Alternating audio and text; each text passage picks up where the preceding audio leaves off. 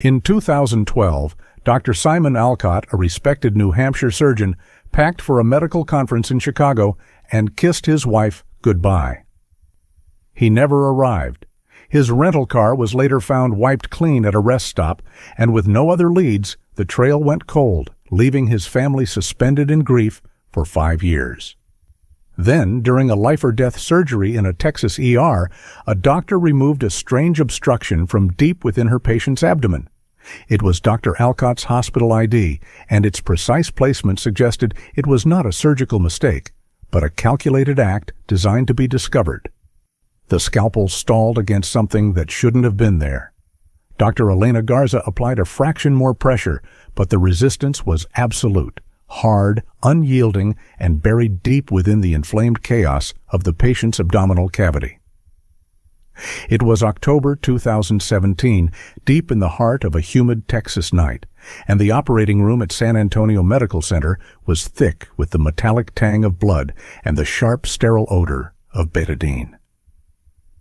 The monitors overhead screamed a symphony of distress. Victor Ramos, a man barely clinging to his early 20s, was sliding rapidly, inexorably, into the abyss of septic shock.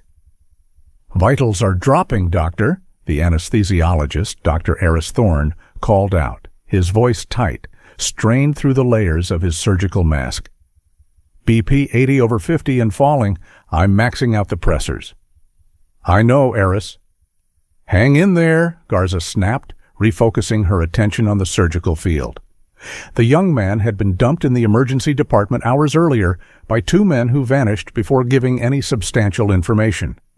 They left behind a patient delirious with agony, complaining of chronic pain that had escalated into an acute crisis. His history mentioned only a prior surgery months ago at some unspecified clinic near the border. The records, predictably, were non-existent. Now, Garza was navigating a minefield. The tissue was angry, friable, bleeding at the slightest touch. Adhesions, thick as ropes, had fused organs together, creating a landscape distorted by infection. "Retractors," she ordered, her voice sharp. Her scrub nurse, anticipating the need, adjusted the metal instruments, widening the view. The obstruction was localized near the stomach wall, nestled in a pocket of scar tissue that looked less like a healed wound and more like a hastily patched tire. It wasn't a tumor, nor was it a gallstone. It was too large, the edges too defined. "What in the world?" she murmured. Forceps, the long, deep achies. She maneuvered the instrument carefully, trying to get a grip on the object without causing further damage to the already compromised surrounding organs. The inflammation was severe, the area slick with exudate. It took several attempts before she managed to grasp the edge of the anomaly. It felt rigid, artificial. Slowly, painstakingly, she began to dissect the object from the surrounding tissue. It was encased in a thick biofilm, a slimy, yellowish-gray shroud that obscured its true nature. As she worked, the object began to shift, revealing a flash of white beneath the organic matter. "Almost there," she said, the words a quiet prayer. With a final, delicate maneuver, the object came free. It was rectangular, about the size of a credit card, but thicker. She held it up to the harsh glare of the surgical lights, the forceps gripping it tightly. It was heavy, slick, and utterly alien to the environment of a human body. "Suction," she ordered, clearing the field before turning her attention back to the object. "And irrigation. Let's clean this off. Now." She placed the object in a sterile basin. The nurse poured saline over it, washing away the biofilm and the blood. The room was silent save for the relentless beep of the monitors and the rhythmic hiss of the ventilator. The surgical team leaned in, their curiosity overriding the clinical detachment. As the grime dissolved, the object revealed itself. It was a plastic ID card. Garza stared at it, confusion warring with the urgency of the ongoing surgery. She picked it up with a fresh pair of forceps, examining the details now visible through the clear plastic laminate. There was a logo in the corner. Concord Hospital. A name printed in bold black letters. Dr. Simon Alcott. Below that, a single word: surgeon, and an expiration date: September 6, 2019. But it was the photograph that stopped her cold. A man in his late 40s or early 50s, smiling faintly, wearing blue scrubs and a stethoscope around his neck. He had glasses, a kind face. It was a face she didn't recognize, a hospital she had never heard of, located thousands of miles away in New Hampshire. The discovery was bizarre, unsettling, and profoundly wrong. A surgeon's ID card sealed inside a patient like a grotesque time capsule. It felt like a violation, a desecration of the surgical oath. "Doctor, his pressure is bottoming out," Harris warned, the urgency in his voice snapping her back to the present crisis. "Right," Garza said, her mind reeling. She placed the ID card back in the basin, ensuring it was secure. "Let's stabilize him. I need 2 units of packed red blood cells. Stat." She turned back to the patient, the immediate threat of death overshadowing the mystery she had just unearthed. But as she worked, fighting to repair the damage and control the infection, the image of the smiling surgeon remained burned into her mind. This wasn't just a surgical complication. This was a message from the unknown, a silent scream trapped in flesh. Hours later, the sky outside beginning to lighten with the first hint of dawn, Victor Ramos was stabilized. He was transferred to the intensive care unit, clinging precariously to life, but alive nonetheless. Garza, exhausted down to her bones but wired with a strange, unsettling adrenaline, didn't go to the doctor's lounge. Instead, she walked directly to the hospital administration office. She carried the sterile basin, the ID card sealed inside a biohazard bag. The moment she handed it over to the hospital's legal counsel and the waiting police officers, she knew she had opened a door to something dark and complex, something that reached far beyond the sterile confines of her operating room. The ID card's trail led investigators to Concord Hospital in New Hampshire, where the hospital administrator made a phone call that would shatter a life carefully rebuilt from grief. Dr. Charlotte Alcott, the widow listed in Simon Alcott's personnel file, was still practicing medicine, still working the same halls her husband had walked before vanishing 5 years ago. The rhythmic hiss and click of the ventilator provided the baseline to Dr. Charlotte Alcott's world. In the pediatric operating room at Concord Hospital, the environment was meticulously controlled, every variable monitored, every potential crisis anticipated and averted. This sterile precision was her sanctuary, the only place where the chaos of the last 5 years faded into the background, replaced by the demanding immediacy of preserving a fragile life. It was here, managing the delicate balance between consciousness and oblivion, that she felt most in control. It had been 5 years since Simon vanished, 5 years since 2012, when he had kissed her goodbye in the doorway of their New Hampshire home, his travel briefcase in hand, heading for a routine medical conference in Chicago. He never arrived. The memory of that day was a scar that refused to heal, a phantom limb that throbbed with unanswered questions.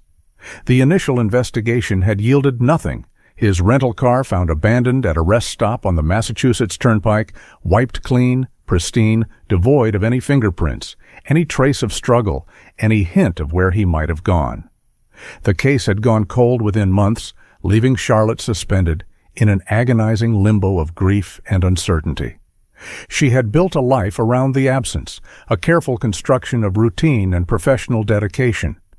She found refuge in the demanding precision of anesthesiology, in the complex calculations of drug interactions, in the quiet focus of the operating room. On this crisp October morning in 2017, she was managing the anesthesia for a complex laparoscopic procedure on a young child. The atmosphere in the OR was calm, focused. Charlotte meticulously adjusted the desflurane vaporizer, her eyes tracking the rhythmic rise and fall of the child's chest, the steady cadence of the heart monitor. The numbers were perfect. The world was ordered. And then the disruption. The OR doors swung open with a pneumatic whoosh, admitting a sudden rush of unfiltered air and the muffled sounds of the hospital corridor. An administrative supervisor, Mrs. Gable, stepped into the room, her face pale and drawn, her expression flustered. This was unprecedented. Interrupting a surgery for anything less than a catastrophic emergency was a profound violation of protocol. "Dr. Alcott," Mrs. Gable said, her voice hushed but urgent, trembling slightly. "You need to come out. Now." Charlotte looked up, startled, her concentration momentarily broken. "I'm in the middle of a procedure, Mrs. Gable." "Whatever it is, it has to wait." "It can't wait," the supervisor insisted, wringing her hands nervously. "Dr. Hayes is already scrubbed in to relieve you.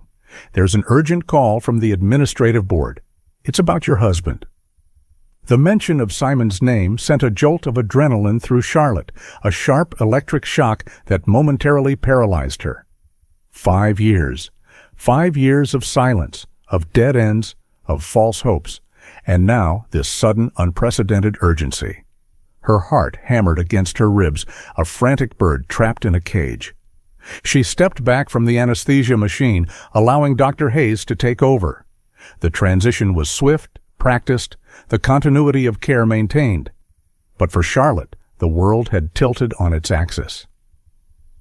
She stripped off her gloves and gown, the sterile environment suddenly feeling claustrophobic, the air too thin to breathe. She followed Mrs. Gable out of the OR, the silence of the hallway pressing in on her. The walk to the administrative wing felt impossibly long, the fluorescent lights overhead buzzing with an unnerving intensity. What could this be? Had they found remains? After all this time, was this finally the closure she both craved and dreaded? The agonizing finality of knowing he was gone. She was led into the main boardroom. The hospital's executive board members were seated around the large mahogany table, their expressions grim, their faces etched with a mixture of sympathy and apprehension. The air in the room was heavy, suffocating. "Dr. Alcott," the CEO, Mr. Rutherford, began, his voice carefully modulated, devoid of its usual charismatic warmth. "We received a communication from the authorities in San Antonio, Texas this morning. They contacted us to verify some information." Texas? Simon had no connection to Texas. Charlotte braced herself, her medical training kicking in, analyzing the situation with a detached precision, even as her world crumbled around her. She prepared herself for the words that would finally end the agonizing uncertainty. "They found something," Rutherford continued, pausing as if searching for the right words, the silence stretching agonizingly. "They found your husband's hospital ID card." Charlotte felt a wave of dizziness. His ID card, a tangible piece of him, resurfacing after 5 years. A relic from a life that no longer existed. She waited for the inevitable next sentence. "It was found with his remains." But Rutherford didn't say that. He said something else, something that shattered the fragile composure she had so carefully constructed over the past 5 years. Something impossible. "It was found during an emergency surgery." "Dr. Alcott, they found the ID card inside a patient." The words hung in the air, nonsensical, horrific. Inside a patient. The implication was immediate, undeniable, and agonizing. Simon hadn't died in 2012. He was alive. He had performed surgery. The ambiguity that had defined her life was gone, replaced by a terrifying new reality. The ghost of her husband was suddenly flesh and blood, and the implications of where he had been and what he had been doing were darker than anything she could have imagined. The sanctuary she had built around herself was gone, replaced by a chilling void of fear and a desperate, overwhelming need for answers. The flight to San Antonio was a blur of pressurized air and agonizing reflection. Charlotte sat rigid in her seat, the hum of the engines a constant backdrop to the chaotic whirl of her thoughts. Inside a patient. The words echoed relentlessly, a macabre mantra that defied logic, that violated the fundamental principles of medicine. Simon was meticulous, obsessive about surgical protocols. He would never accidentally leave an object inside a patient. which meant it had to be intentional, a desperate act, a cry for help. She landed in San Antonio under the oppressive weight of the Texas heat. The air was thick, humid, a stark contrast to the crisp autumn she had left behind in New Hampshire. The environment felt alien, hostile. She was met at the airport by a tall, imposing man in a Stetson and boots, his face weathered by the sun, his eyes holding a weary skepticism. Texas Ranger Elias Vance. "Dr. Alcott," he greeted her, his voice a low drawl, his demeanor polite but distant. "Thank you for coming so quickly. I know this must be incredibly difficult." Charlotte nodded, unable to speak. The reality of the situation was crashing down on her, the abstract horror of the phone call solidifying into the concrete reality of the investigation. They drove in silence to the San Antonio Medical Center. The hospital was large, imposing, a maze of glass and steel. Vance led her to a small, windowless conference room, the air conditioning blasting cold air, the atmosphere sterile and impersonal. On the table sat a clear plastic evidence bag. Inside it, the ID card. Charlotte reached for it, her hand trembling. She recognized it instantly.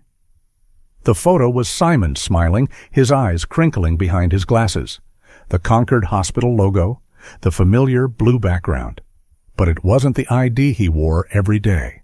That one was frayed, the lanyard worn and faded. This one was pristine. This wasn't his primary ID, she said, her voice hoarse, the realization hitting her with sudden clarity. He kept a spare. Vance raised an eyebrow, his interest piqued. "A spare? Where?" "In the lining of his travel briefcase," Charlotte explained, the memory surfacing with painful clarity. A hidden compartment, a secret pocket he had shown her years ago. He was paranoid about losing his main ID when traveling. He always kept a backup tucked away. The briefcase. It had never been recovered from the abandoned rental car. The police had assumed it was stolen, along with Simon. This explained why he still had it 5 years later, and why whoever took him likely missed it. It was a hidden piece of his past, a lifeline he had clung to in the darkness, waiting for the moment to use it. Vance nodded slowly, absorbing the information, the pieces clicking into place. That makes sense. It explains why this card specifically resurfaced, and it means he was planning this, waiting for an opportunity. He introduced her to Dr. Elena Garza, the surgeon who had found the ID. Garza was exhausted, her eyes shadowed with fatigue, but she spoke with a calm, measured precision that Charlotte appreciated. A fellow surgeon, a professional who understood the gravity of the discovery. "I've never seen anything like it," Garza said, recounting the details of the surgery. The septic shock, the severe obstruction, the dense scar tissue surrounding the card. She pulled up the surgical images on a monitor, the high-resolution scans displaying the internal landscape of the patient's abdomen. The placement was peculiar, Garza emphasized, her gaze locking with Charlotte's, a shared understanding passing between them. It wasn't floating freely in the abdominal cavity. It was embedded near the stomach wall, lodged in a way that... She paused, considering her words carefully, the clinical terminology failing to capture the deliberate nature of the act. It felt intentional.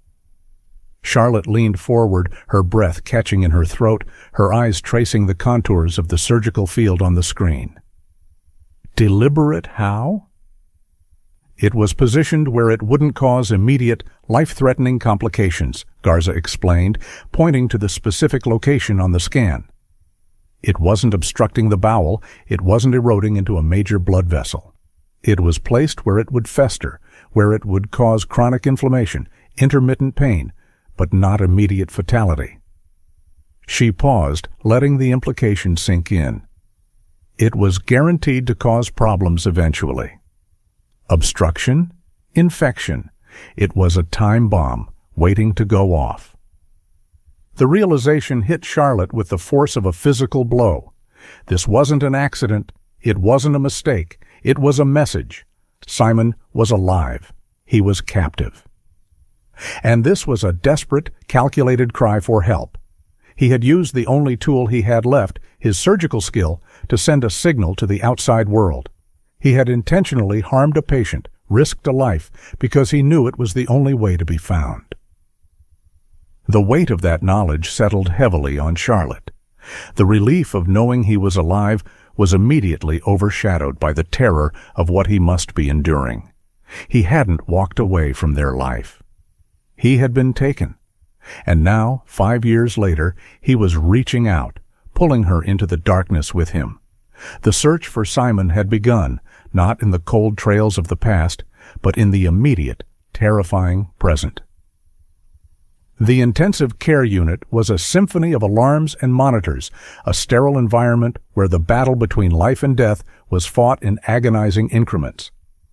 Victor Ramos lay swallowed by the hospital bed, tethered to machines by a web of tubes and wires. He was weak, his skin pale and clammy, the aftermath of the septic shock still evident in his labored breathing. But he was conscious and terrified. Charlotte stood beside Ranger Vance, watching the young man through the glass partition of his room. He looked younger than she had expected, barely out of his teens, his face etched with a mixture of pain and fear. His eyes darted nervously around the room, flinching at every sound, every shadow, the constant vigilance of a hunted animal. "He's been resistant to questioning," Vance murmured, his arms crossed over his chest, his gaze fixed on the young man. "Claims he doesn't remember anything about the surgery. A convenient amnesia." "He's scared," Charlotte observed, her gaze shifting to the heart monitor above Victor's bed.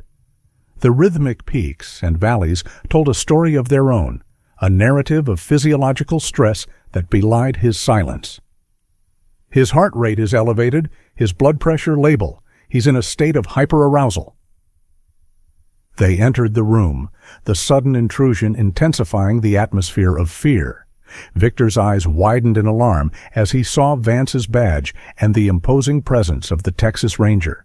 He shrank back against the pillows, the movement pulling at the tubes and wires connected to his body. "Victor," Vance began, his voice calm but firm, the practiced tone of an investigator accustomed to dealing with reluctant witnesses. "I'm Ranger Vance. This is Dr. Alcott. We need to ask you some questions about your previous surgery." Victor shook his head vehemently, the movement small but decisive. "I told the other cops. I don't know anything. I don't remember." "You were injured near the border, right?" Vance pressed, his tone unwavering. "Your associates took you to a clinic?" "A humanitarian clinic, you said." "Yeah," Victor mumbled, avoiding eye contact, his gaze fixed on the ceiling. "They help people." "I was hurt bad, bleeding." "What kind of injury?" Vance continued, relentless. "A gunshot wound? A stab wound?" "I don't know. My stomach, it hurt." "And the surgery?" Vance pressed. "Who performed it? Where was the clinic? We need a location, Victor. A name." "I don't know," Victor insisted, his voice rising in panic, the monitors above his bed reflecting his escalating distress. "They drugged me. I was out of it. I swear to God, I don't remember anything." Charlotte watched him closely. As an anesthesiologist, she was trained to read the subtle physiological signs of stress and deception. The spikes in his heart rate, the shallow breathing, the fine sheen of sweat on his forehead. He was lying, not out of malice, but out of sheer terror. He was protecting himself, or perhaps someone else, from a threat far greater than the legal consequences of his silence. "Victor," Charlotte interjected, her voice soft, non-threatening, a stark contrast to Vance's authoritative tone. "I know you're scared. I understand, but the man who operated on you?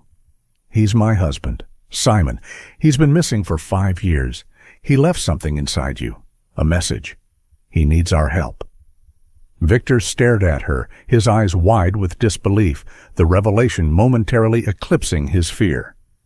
"Your husband? He did this to me? This pain? It was him?"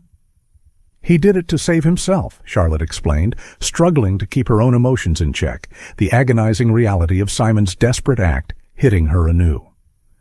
And maybe to save you too, but we need to know where he is. Who has him? Please, Victor, help us find him. Victor shook his head again, tears welling in his eyes, the conflict raging within him. I can't. You don't understand. They'll kill me. They'll kill my family. They are everywhere. The fear radiating from him was palpable, a physical presence in the sterile room. It was a fear that spoke of organizations far more ruthless and powerful than a simple humanitarian clinic. It was the fear of the cartels, the shadowy organizations that ruled the borderlands with an iron fist. Vance leaned closer, his expression softening slightly. We can protect you, Victor. We can put you in protective custody. Your family too, but you have to cooperate. You have to give us something to work with. You can't protect me from them, Victor whispered, his voice trembling, the resignation in his tone chilling. Nobody can. They left the room frustrated, the heavy silence stretching between them. Vance cursed under his breath, his frustration boiling over. He knows something, he's just too scared to talk. Damn it. He's terrified, Charlotte agreed. The image of Victor's tear-streaked face burned into her mind. Whoever these people are, they have a tight grip on him. A grip strong enough to overcome his fear of death. Vance began coordinating with his team, digging deeper into Victor's background. The initial reports confirmed his involvement in low-level drug running, small-time smuggling across the border. It explained his reluctance to involve the authorities and his connection to the shadowy world where such clandestine clinics might exist. While Vance focused on the criminal aspect, Charlotte turned her attention back to the medical details. If Victor wouldn't tell them where the surgery took place, maybe his body would. The answers, she suspected, were hidden within the precise, calculated incisions her husband had made. I need to review his full medical records, she told Vance, her voice regaining its professional edge. The high-resolution CT scans, the surgical notes, everything. I need to know exactly what Simon did to him. What kind of surgery had Simon performed? Why was Victor so convinced he was going to die? The truth, she knew, was waiting to be uncovered, hidden in the shadows and contrasts of the medical imaging. The radiology reading room was dark and cool, the only illumination coming from the high-resolution monitors displaying Victor Ramos's CT scans. Charlotte sat beside Dr. Garza, the images casting an eerie, pale blue glow on their faces. They were analyzing the aftermath of the surgery Simon had performed, searching for clues in the shadows and contrasts of the medical imaging, a forensic autopsy of a living patient. The scarring is remarkable, Garza observed, pointing to a series of subtle lines on the screen, the remnants of the previous incisions. The suture patterns are incredibly precise, elegant even. Whoever did this was highly skilled. A master surgeon. Charlotte nodded, a pang of pride mingling with the overwhelming dread. It was consistent with Simon's reputation. He was a brilliant surgeon, meticulous to a fault, his hands capable of miracles. The thought of those hands, forced to operate in a clandestine clinic under duress, was agonizing. They traced the path of the incisions, analyzing the internal structures, searching for evidence of the injury Victor claimed to have sustained. A gunshot wound, he had said. But something wasn't adding up. The surgical field was too clean, the trauma too localized. There's no sign of significant trauma, Garza murmured, her brow furrowed in confusion, zooming in on the area surrounding the stomach. No indication of internal bleeding, no ruptured organs, no fragmentation consistent with a gunshot wound. The damage we see here is entirely surgical. Charlotte leaned closer, her eyes scanning the images, searching for something, anything that would explain the surgery. The anatomy was altered, the internal landscape rearranged. And then she saw it. Or rather, she didn't see it. "Where's his left kidney?" she asked, her voice barely a whisper, the question hanging in the air, heavy with implication. Garza quickly navigated to a different view, zooming in on the renal fossa, the space where the kidney should be. It was empty, a void in the intricate architecture of the human body. "It's gone," Garza breathed, realization dawning on her face, her clinical detachment momentarily shattered by the shocking discovery. The previous surgery wasn't a repair. It wasn't an exploratory procedure. It was a nephrectomy. The revelation hit Charlotte with the force of a physical blow, the air rushing out of her lungs. Victor was missing a kidney. Simon had removed it. The implications were staggering, the scope of the crime expanding exponentially. This wasn't just kidnapping. It wasn't just a desperate act of survival. It was organized, black market organ trafficking. The pieces clicked into place with terrifying clarity. The wiped-clean rental car, the lack of ransom demands, the sophisticated surgical precision. They hadn't kidnapped Simon for money. They had kidnapped him for his skills. They had turned a healer into a butcher. "This explains Victor's fear," Vance said when they relayed the information to him, his face grim, the weariness in his eyes replaced by a cold fury. Organ trafficking is a multi-billion-dollar industry. The people involved are ruthless. They don't leave witnesses. Charlotte felt a wave of nausea. Simon, the man who had dedicated his life to saving others, was now part of a horrific trade in human organs. The thought of him being forced to use his skills for such a purpose was unbearable. The moral injury, the psychological trauma, it was unimaginable. "We need to find out where these surgeries are taking place," Charlotte insisted, her voice gaining a new urgency, the fear replaced by a fierce determination. "If they are harvesting organs, they need a specialized facility. They need equipment, supplies, a sterile environment. This isn't a makeshift clinic in the desert." "And they need a way to transport the organs," Vance added, his expression hardening. "A network of buyers, brokers, recipients. This is bigger than we thought. Much bigger." The discovery of the nephrectomy had shifted the case entirely. The abstract fear of Simon's captivity was replaced by the concrete horror of his forced complicity in a monstrous crime. The message he had sent wasn't just a cry for help, it was a confession and a desperate plea for redemption. Charlotte knew they were running out of time. If Simon was desperate enough to risk hiding his ID card inside a patient, it meant he knew his usefulness was coming to an end. And in the world of organ trafficking, loose ends were tied up permanently. She had to find him before it was too late. The investigation was no longer just about rescue. It was about justice.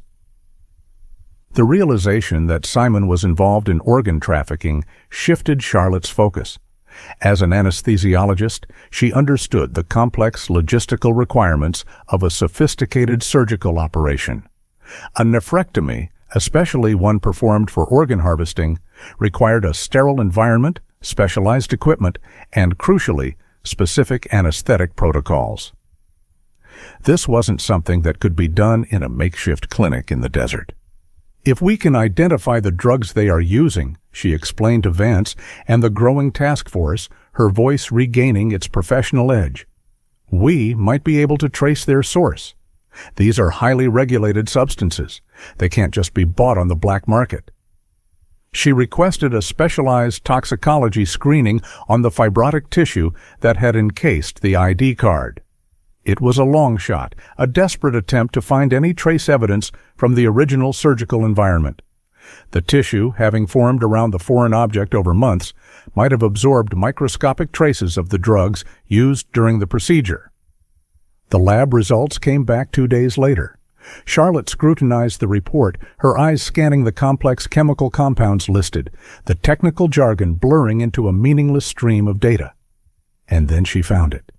Trace amounts of desflurane, a high-grade inhalation anesthetic, and rocuronium, a specific type of neuromuscular blocker. "This is significant," she told Vance, pointing to the report, the excitement building within her. "Desflurane is expensive, highly regulated, and requires specialized vaporizers to administer. It's not something you find easily, even in legitimate hospitals." "What does that tell us?" Vance asked, leaning forward intently, recognizing the importance of the discovery. "It tells us that Simon is working in a sophisticated, well-funded facility," Charlotte explained, the implications becoming clearer with every word. "They have access to high-end medical equipment and a reliable supply chain. This isn't a makeshift operation. It's a professional setup disguised as something else." The discovery narrowed the scope of the investigation. They were looking for a facility capable of handling complex surgeries with access to restricted medical supplies. A ghost facility operating in the shadows of the legitimate medical world. Vance involved the Drug Enforcement Administration (DEA). The specialized anesthetics and the equipment required to administer them were tightly controlled substances. Their distribution was meticulously tracked, every vial, every vaporizer serialized and monitored. Charlotte worked closely with the DEA agents, providing them with the specific details of the drugs and equipment they were looking for. She created a profile of the required supplies, a checklist of the infrastructure needed for a sophisticated surgical operation. They began tracing the supply chain, analyzing purchase records, shipping manifests, and distribution networks across the Southwest. The investigation was slow, painstaking work. The sheer volume of data was overwhelming. Thousands of transactions, hundreds of suppliers, a complex web of legitimate medical facilities, and suspicious shell corporations. But Charlotte was relentless. She spent hours analyzing the information, looking for anomalies, inconsistencies, anything that would point to a clandestine operation. Days turned into a week. The pressure mounted. Charlotte felt the agonizing weight of time slipping away.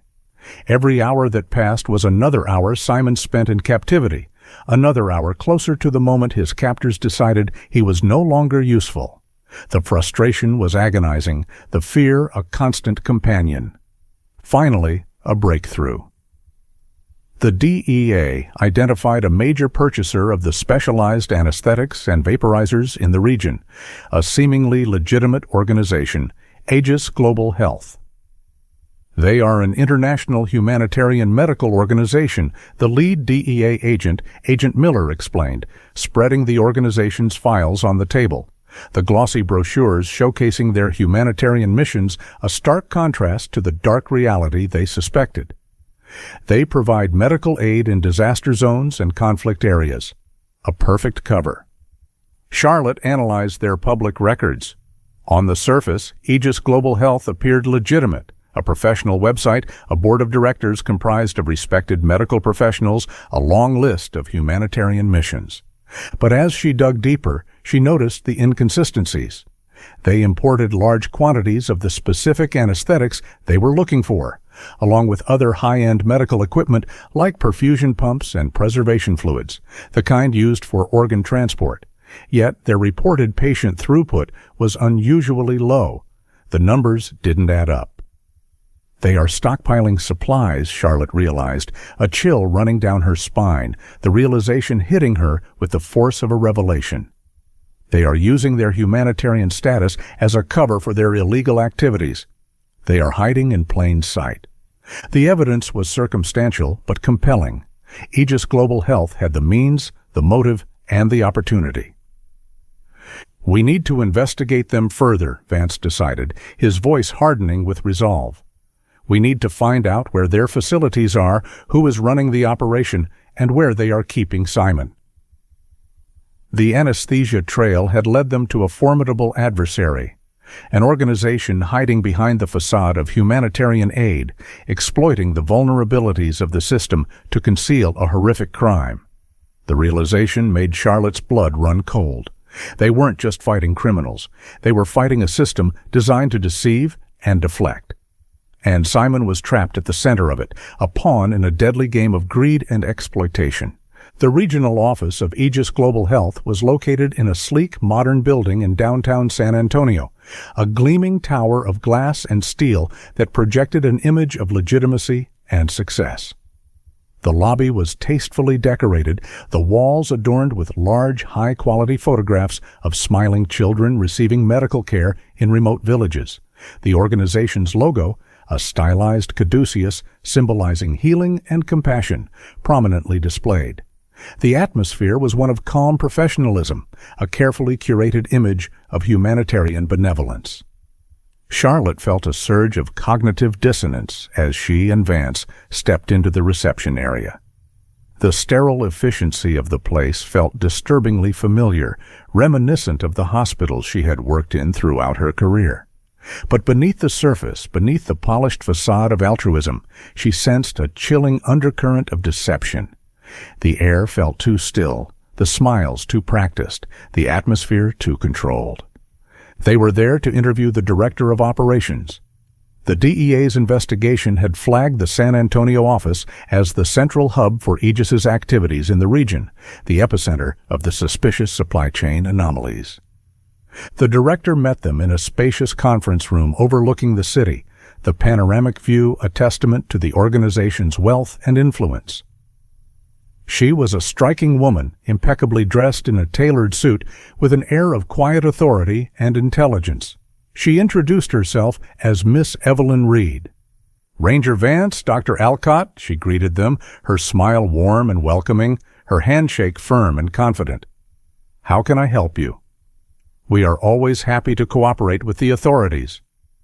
Vance took the lead, his tone polite but firm, the subtle tension beneath his calm demeanor betraying the gravity of the situation. "We are conducting an investigation into the illicit distribution of controlled medical substances in the region. Your organization imports large quantities of specialized anesthetics, specifically desflurane and rocuronium, and we need to verify your usage records." Ms. Reed nodded graciously, seemingly unfazed by the inquiry, her expression one of polite cooperation. "Of course. We understand the importance of regulatory compliance. Our work requires us to maintain a substantial inventory of medical supplies given the unpredictable nature of humanitarian crises. We operate in some of the most challenging environments in the world." She provided them with detailed records, meticulously documented files that accounted for every vial of anesthetic, every piece of equipment. The paperwork was flawless, the inventory logs precise, the shipping manifests detailed. On the surface, everything appeared legitimate. Charlotte watched her closely, analyzing her demeanor, her responses, the subtle nuances of her body language. Ms. Reed was charismatic, intelligent, and smoothly deflected specific questions about the organization's operations, citing security protocols, patient confidentiality, and the complexities of international logistics. She was a formidable adversary, a master of deception. "Your organization reports unusually low patient throughput compared to the volume of supplies you import," Charlotte interjected, her voice cutting through the polite facade, the question direct and challenging. "Can you explain that discrepancy? The ratio of anesthetic usage to surgical procedures seems disproportionate." Ms. Reed turned her attention to Charlotte, her smile remaining in place, but her eyes hardening slightly, a flicker of irritation crossing her features. "Our focus is on providing high-quality care in challenging environments, Dr. Alcott. That often requires specialized equipment and medications that are not readily available in the regions we serve. We prioritize preparedness over volume. We must be ready to deploy at a moment's notice." The answer was plausible, rehearsed, delivered with the smooth confidence of someone accustomed to deflecting scrutiny. But Charlotte noticed something else. The way Ms. Reed spoke, the precise terminology she used, the clinical detachment in her tone. It was subtle but recognizable. The language of medicine, the cadence of a clinician. "You have a medical background, don't you?" Charlotte asked, her intuition screaming at her, the suspicion solidifying into certainty. "You're a doctor." Ms. Reed hesitated for a fraction of a second, a flicker of surprise crossing her features before she regained her composure. "I have extensive experience in medical administration. Yes, I hold a doctorate in public health. It's essential for managing an organization like Aegis." But Charlotte knew it was more than that. The way she carried herself, the subtle nuances in her language, It spoke of years spent in operating rooms making life and death decisions. She had the demeanor of a surgeon, the precision, the control, the underlying arrogance. They left the office with more questions than answers. The records were clean, the director unflappable, but the feeling of deception lingered, a foul odor beneath the sterile scent of the facility. "She's lying," Charlotte said as they walked back to the car, the bright Texas sun feeling suddenly oppressive. "She's hiding something, and she's a surgeon, I'm sure of it." "I agree," Vance said, his expression troubled, the frustration evident in his voice. "But we have no concrete evidence. We can't move against them based on a gut feeling. We need proof." "She's the one running the medical side of the operation," Charlotte insisted, the realization chilling her to the bone. "She's the architect." If the director of Aegis was indeed a surgeon, it meant the organ trafficking ring was orchestrated by someone with the expertise to manage the complex medical procedures involved. Someone ruthless enough to exploit their skills for profit. Someone capable of kidnapping Simon and forcing him to operate against his will. The visit to Aegis had confirmed their suspicions, but it had also alerted the organization to their investigation. They had rattled the cage, and now the serpent was aware of their presence. Charlotte knew they had to tread carefully.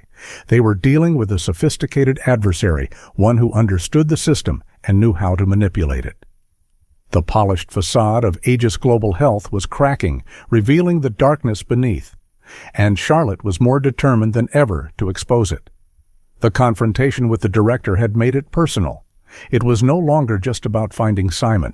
It was about bringing down the organization that had destroyed their lives. The hunt was on. The visit to Aegis had cast a long shadow over the investigation. The organization was now aware that they were under scrutiny, and Charlotte knew, with a chilling certainty, that they would do whatever it took to protect their operation. The realization heightened the sense of urgency, the feeling that they were running out of time, that the walls were closing in. The investigation stalled. The DEA's surveillance of Aegis yielded nothing concrete. The organization was meticulous in covering its tracks, their communications encrypted, their movements seemingly legitimate. The frustration mounted. Charlotte felt a growing sense of helplessness, the agonizing feeling of being so close, yet so far, the abstract fear replaced by the immediate threat of failure.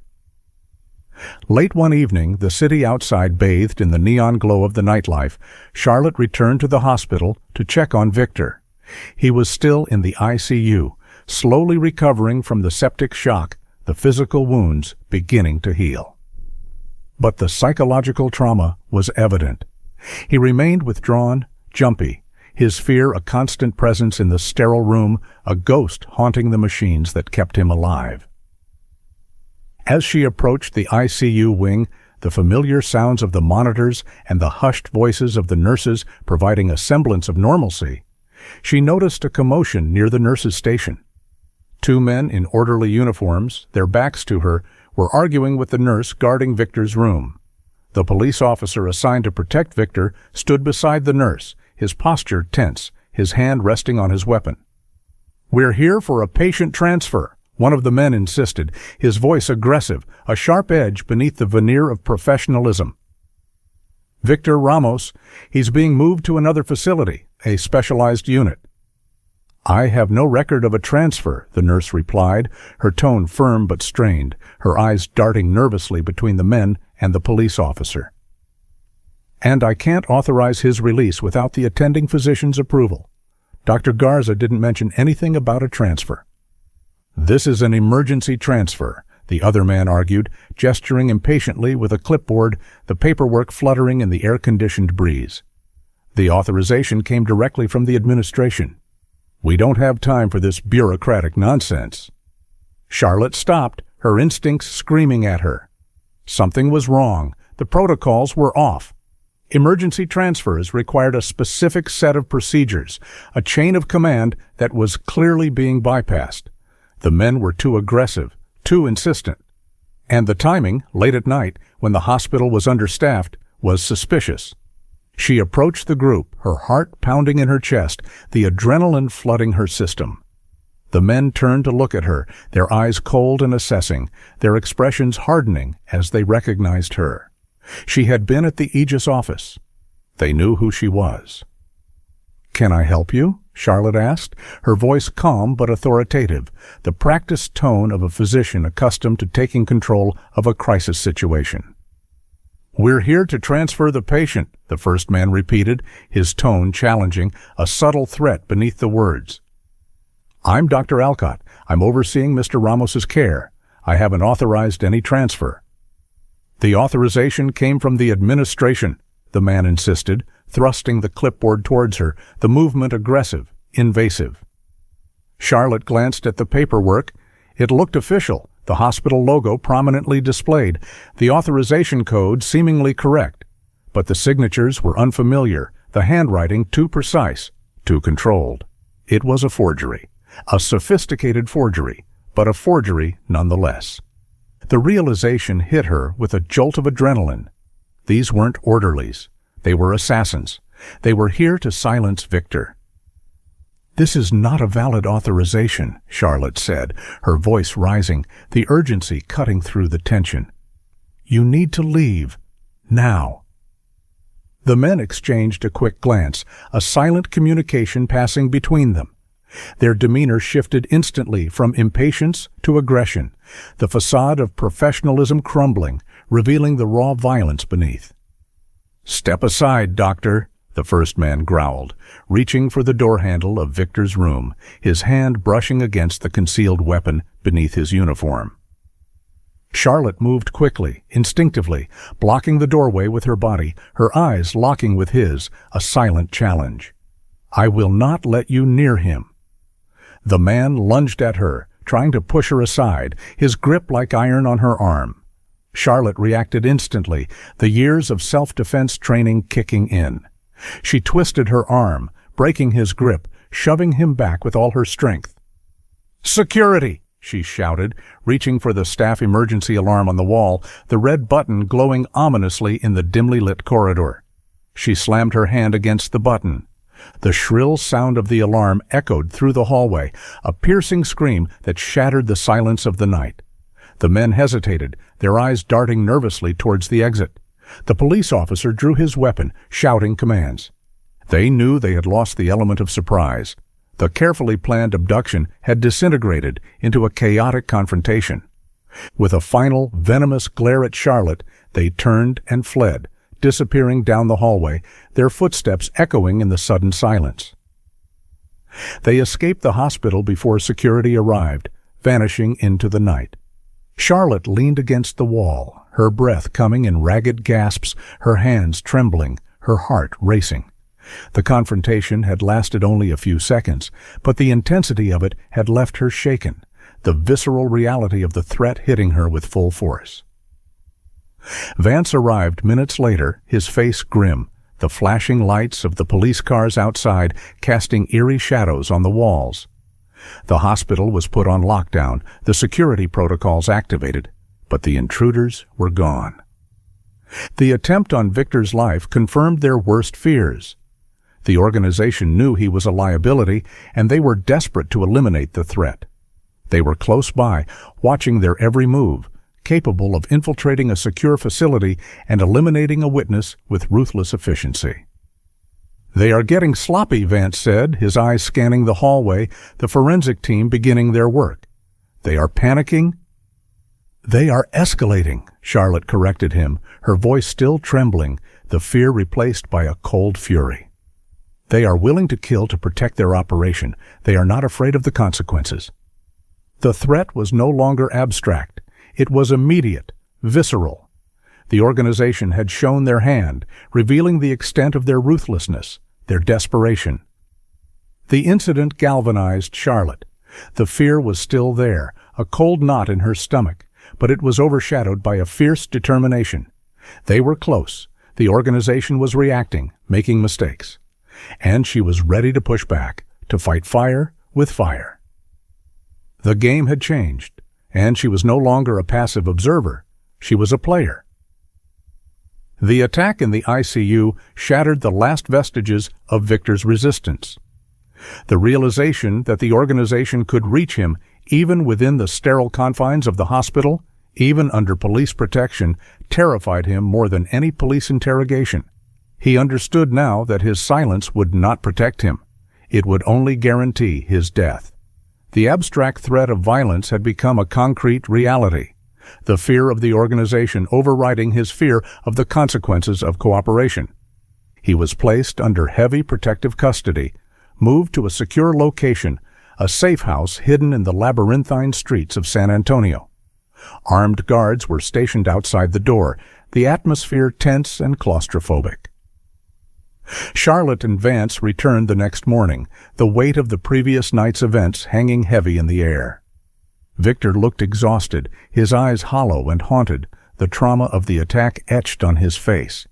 But there was a new resolve in his expression. The fear was still there, a constant companion, but it was mingled with a desperate need to unburden himself, to confess the truth that had been festering within him. "I'll talk," he whispered as they entered the room, his voice hoarse, the words catching in his throat. "I'll tell you everything. Just keep me safe." The confession poured out of him, a torrent of fear and guilt, a disjointed narrative of his involvement in the dark underbelly of the borderlands. He hadn't sold his kidney. It was taken forcibly. "I lost a shipment," he explained, his voice trembling, the shame evident in his tone. "Drugs. A lot of money. I work for the cartel, a low-level smuggler. I messed up. They said I had to pay them back." He had been working for a local cartel, running drugs across the border, the lure of easy money overriding the risks. A risky business, but the rewards were high. Until the inevitable happened. A lost shipment, a mistake that carried a heavy penalty. "They took me to a clinic," he continued, his eyes fixed on the ceiling, the memories flooding back. "They said they were going to fix me up, to teach me a lesson, but they drugged me, and when I woke up, my kidney was gone." It was punishment, a brutal, visceral message to anyone who dared to cross the cartel, a demonstration of their power, their control over life and death. Charlotte listened in horror, the realization sinking in that the organ trafficking ring was not just a business transaction. It was a tool of control, a weapon of terror, a manifestation of the ruthless brutality of the cartel. "Where was the clinic, Victor?" Vance pressed, his voice urgent, the need for actionable intelligence overriding the emotional impact of the confession. "Where did they take you?" Victor shook his head, frustration etched on his face. "I don't know exactly. They blindfolded me, put a hood over my head. It was a long drive into the desert. Hours. The terrain was rough, the air hot and dusty. And then—" He paused, searching for the right words, the memory fragmented by the drugs and the trauma. "A plane, a small aircraft, a propeller plane. We flew for maybe an hour, maybe less." The detail was crucial. It meant the facility was remote, isolated, accessible only by air, a hidden fortress in the vast expanse of the desert. "What about the facility?" Charlotte asked, her voice soft, encouraging. "What did it look like?" "What did you see?" "It was sterile," Victor recalled, his voice barely a whisper, the memory vivid, visceral. "Like a real hospital, high-tech equipment, bright lights, but quiet, too quiet, and heavily guarded. Men with guns everywhere, automatic weapons." He described the surgeon who had operated on him. He was American. Older, gray hair, glasses. He looked broken, like he was already dead. He didn't say much. He just did his job. His hands were steady, precise. But his eyes, they were empty. Charlotte felt a pang of agony. The description matched Simon, the thought of him, broken and despairing, forced to participate in this horrific trade, was unbearable. The image of his empty eyes haunted her. And then the final piece of the puzzle, the identity of the mastermind. "The lead organizer," Victor said, his voice dropping even lower, the fear returning to his eyes. The woman who runs the operation. I saw her. She was in charge, giving orders. Charlotte leaned closer, her heart pounding. Who was she, Victor? Did you recognize her? Victor nodded, his eyes meeting Charlotte's, the confirmation she both dreaded and needed. It was her. The woman from the Aegis office, the director, Ms. Reed. The confirmation hit Charlotte with a jolt. Her intuition had been right. Evelyn Reed, the charismatic, intelligent director of Aegis Global Health, was the mastermind behind the organ trafficking ring. Did you hear her name? Vance asked, the urgency mounting. They called her La Doctora, Victor whispered, the title dripping with a mixture of fear and respect. La Doctora Torres. Torres, not Reed. The director had used an alias. The name resonated with a chilling familiarity. Maria Torres. The confession had given them the breakthrough they desperately needed. They had a name, a description of the facility, and a potential location. The abstract fear of the organization was replaced by the concrete reality of a formidable adversary. Maria Torres. The name felt like a curse on Charlotte's lips, but it was also a target, and she was ready to take aim. The hunt for Simon had entered its final, decisive phase. The name Maria Torres broke the case wide open. Vance mobilized the full resources of the task force, coordinating with the FBI, the DEA, and international authorities. They launched a deep dive into the background of the enigmatic La Doctora, peeling back the layers of her fabricated identity, exposing the darkness beneath the polished facade of Evelyn Reed. The findings were alarming, confirming their worst fears. Maria Torres was not just an administrator. She was a brilliant surgeon, trained at some of the most prestigious medical institutions in the country, a rising star in the field of transplant surgery. But her career had been derailed by a series of scandals, allegations of unethical practices, illegal experiments, and known associations with organized crime. Her license was revoked 10 years ago, Vance relayed to the task force, the profile of Maria Torres displayed on the large screen in the command center. She disappeared off the grid. We thought she had fled the country, hiding in the shadows of the cartel. But she was here all along, hiding in plain sight, using the alias Evelyn Reed, running Aegis Global Health as a front for her illegal operations. Torres was the architect of the organ trafficking ring. She had used her expertise, her connections, her ruthless ambition to build a sophisticated network, exploiting the vulnerabilities of the system and the desperation of the people involved. She was the one who had targeted Simon, recognizing his exceptional skills and realizing his value to her operation. She had orchestrated the kidnapping, the captivity, the forced surgeries. With a name and a face, the investigation accelerated. Aegis Global Health was put under intense surveillance. The DEA and the FBI worked around the clock, monitoring their communications, tracking their movements, searching for any clue that would lead them to the hidden facility. The pressure mounted, the scrutiny intense. The organization was clearly panicking. The attempt on Victor's life, the increased security at the Aegis office, the sudden flurry of activity, it all pointed to a desperate attempt to cover their tracks, to silence the witnesses, to erase the evidence. And then, the breakthrough they had been waiting for.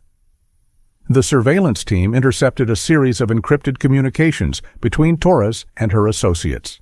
The messages were heavily coded, the language guarded, but the urgency was undeniable. They are talking about liquidating assets, the lead FBI analyst reported, his voice grim, the clinical detachment of the words chilling. And sterilizing the site. They are shutting down the operation.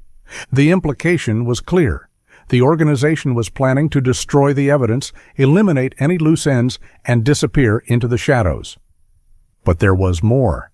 The intercepted communications also mentioned the primary asset, Simon. They say he's becoming erratic, the analyst continued, his voice strained, that he's a liability. They are planning to dispose of him. Vance felt a wave of icy terror wash over him. Dispose of him. The euphemism failed to conceal the brutal reality of the threat. They mentioned a replacement, the analyst added, the final nail in the coffin. A new surgeon. They've been training him. Simon's usefulness has come to an end. The timeline accelerated dramatically. They realized they had hours, maybe a day, before the cartel destroyed the compound and killed Simon. The desperate gamble Simon had taken, hiding his ID card inside Victor, had set off a chain of events that was now culminating in a deadly race against time. The investigation was no longer about justice. It was about survival. The hunt for the hidden facility became a frantic search, the fate of Simon hanging in the balance. The desert held the key, and they had to unlock it before it was too late. The mobilization order was given. The tactical teams prepared for the assault. The endgame had begun. The vast expanse of the Chihuahuan Desert stretched before them, a seemingly endless landscape of sand, rock, and scrub brush, a hostile environment that concealed its secrets well. The task of locating a hidden facility in this unforgiving terrain felt insurmountable, a needle in a haystack of epic proportions. But they had a starting point. Victor's fragmented memories, the clues hidden in the supply chain data, the whispers of the intercepted communications. The task force, a coalition of Texas Rangers, DIA, and FBI agents, assembled in a makeshift command center on the outskirts of San Antonio, a temporary hub of activity in the midst of the desolate landscape. The atmosphere was tense, the air thick with anticipation and anxiety, the silence broken only by the hum of the generators and the murmur of the analysts processing the overwhelming influx of data. Charlotte stood before a large topographic map of the region, surrounded by agents analyzing data on high-resolution monitors. They were collating Victor's information, the long drive into the desert, the flight duration, the terrain description, with the supply chain data and historical radar data for unregistered flights in the area. A complex puzzle, the pieces scattered across the vast expanse of the desert. He said they flew for about an hour. Agent Miller, the lead FBI analyst, pointed out, tracing a radius on the map, the circle encompassing a massive area of remote wilderness. That gives us a search area of roughly 200 miles, a lot of ground to cover. It was still a massive area, encompassing some of the most remote and inaccessible parts of the desert, a labyrinth of canyons and mountains where a sophisticated facility could remain hidden indefinitely. Charlotte focused on the logistical requirements of a sophisticated surgical facility. Her expertise as an anesthesiologist gave her a unique perspective on the infrastructure needed to support such an operation. The clinical details, the technical requirements, the environmental constraints.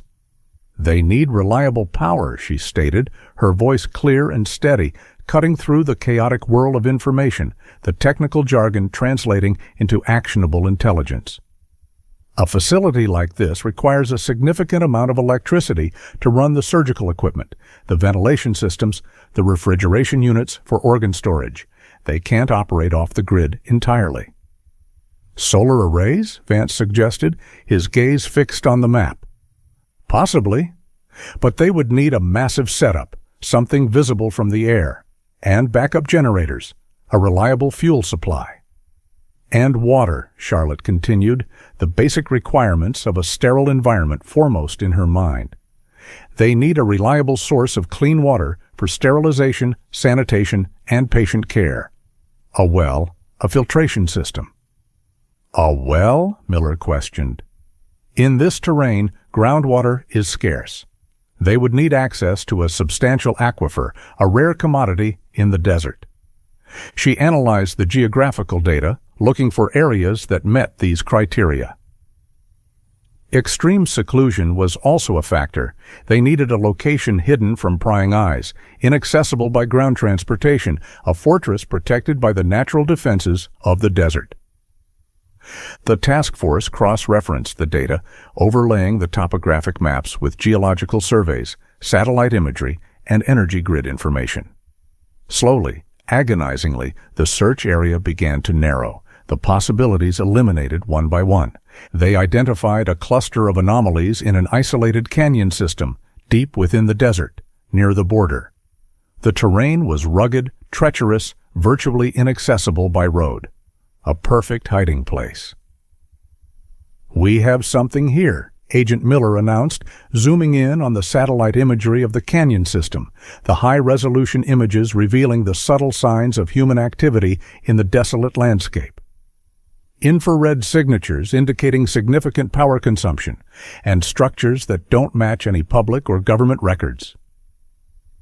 The images showed a collection of buildings nestled within the canyon walls, partially concealed by the natural rock formations, the camouflage netting blending seamlessly with the environment. Solar arrays were visible on the roofs, along with what appeared to be a makeshift airstrip on a nearby plateau. "And look at this," Miller continued, pointing to a faint line running from the compound towards a nearby mesa, a subtle disturbance in the desert floor. "It looks like a pipeline, access to a water source, an underground aquifer." The evidence was compelling. This was the likely location of the surgical compound, the hidden fortress where Simon had been held captive for 5 years. The realization sent a surge of adrenaline through Charlotte. They had found him.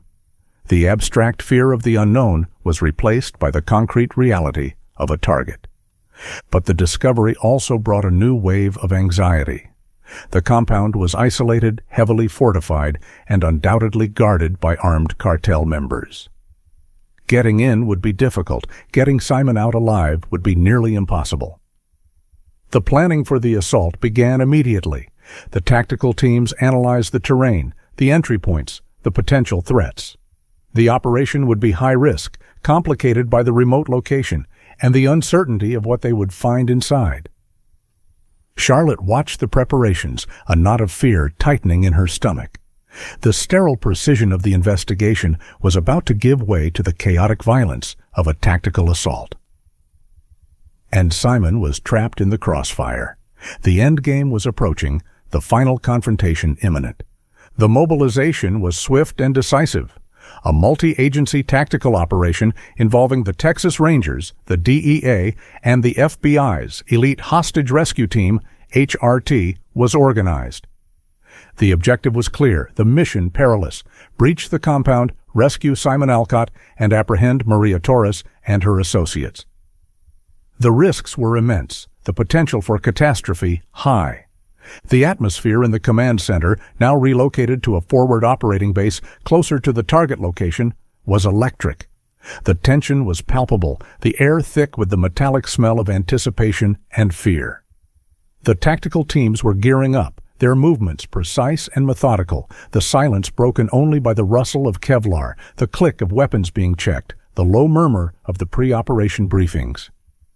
Charlotte watched the preparations, a detached observer in a world she didn't belong to, a world of violence and tactical precision that felt light years away from the sterile environment of the operating room. This was a war zone, and she was a civilian caught in the crossfire. Ranger Vance approached her, his face grim, his eyes reflecting the gravity of the situation, the weight of command heavy on his shoulders.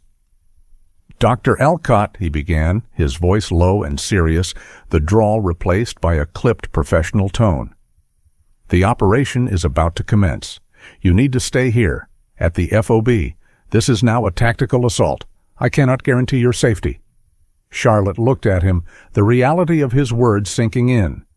She had been instrumental in the investigation, her expertise crucial in identifying the organization and locating the compound.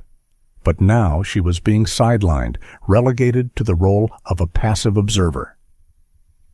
"I have to go," she stated, her voice firm, unwavering, the determination overriding the fear. "I have to be there." Vance shook his head, his expression softening with sympathy, but his resolve firm. "It's too dangerous. This is a high-risk operation, a hostage rescue situation. We can't afford any distractions, any liabilities." "I understand the risks," Charlotte insisted, her gaze locking with his, the intensity of her plea surprising even herself. but you don't understand what you're walking into. This isn't just a cartel compound, it's a surgical center, a functioning operating room. She gestured towards the satellite images of the compound displayed on the monitors, the layout of the facility burned into her memory. If Simon or other patients are undergoing procedures, a firefight could be catastrophic. You need someone there who understands the environment, the protocols, the risks, someone who can provide medical assistance, stabilize the patients, navigate the complexities of a medical crisis. Vance hesitated, considering her words. He knew she was right. The presence of a medical facility complicated the tactical situation significantly. The potential for collateral damage, for a medical catastrophe during the assault, was high. My expertise in medical protocols or layouts and anesthesia might be vital in a crisis, Charlotte pressed, her voice urgent, the words pouring out in a torrent of desperate logic. What if there are biohazards? Pressurized gases? Volatile anesthetics? What if Simon is connected to life support? You need me there. You need a doctor. The argument was compelling. Charlotte's knowledge could make the difference between life and death, between a successful rescue and a catastrophic failure. Vance looked at her, seeing the fierce determination in her eyes, the strength that had driven her throughout the investigation, the resilience that had allowed her to navigate the agonizing uncertainty of the past 5 years. He recognized the value of her expertise, the tactical advantage of having a medical professional on the ground. He finally nodded, a reluctant agreement, the decision weighing heavily on him. All right, you can join the forward operating base. You will be embedded with the tactical medics, providing support from a secure location. But you stay there. You are strictly prohibited from the assault itself. Understood? Charlotte nodded, a wave of relief washing over her. It wasn't what she wanted, but it was enough. She would be close. Close enough to help if needed. Close enough to bring Simon home. She was quickly equipped with a Kevlar vest and a radio headset. The weight of the vest was unfamiliar, constricting, a stark reminder of the danger she was walking into. The sterile environment of the operating room felt 1,000,000 miles away. The convoy of armored vehicles set off into the desert, the headlights cutting through the darkness, the silence broken only by the rumble of the engines and the crackle of the radio communications. Charlotte sat in the back of one of the vehicles, surrounded by armed agents, the darkness outside mirroring the turmoil within her. The journey was long, arduous, the terrain treacherous.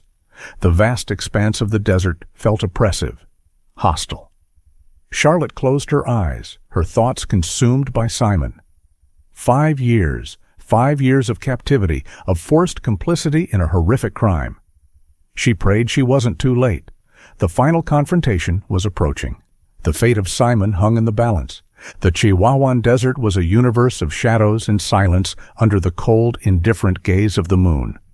The task force moved with practiced stealth, a phalanx of shadows detaching themselves from the darkness, the silence broken only by the crunch of their boots on the rocky ground. The terrain was treacherous, the approach to the compound a labyrinth of narrow canyons and rocky slopes, the darkness both a shield and a threat. Charlotte stood in the Mobile Command Center, FOB, a cramped armored vehicle humming with the energy of the unfolding operation, the air thick with the smell of coffee and sweat, the silence broken only by the low murmur of radio chatter and the rhythmic beep of the thermal imaging monitors. The FOB was positioned on a nearby ridge overlooking the compound, a strategic vantage point that offered a panoramic view of the unfolding drama. Her anxiety was a living thing, a cold knot tightening in her stomach, the adrenaline coursing through her veins. She watched the drone feeds, the ghostly green images of the assault teams moving towards the compound, their movements precise, coordinated, the culmination of hours of planning and preparation.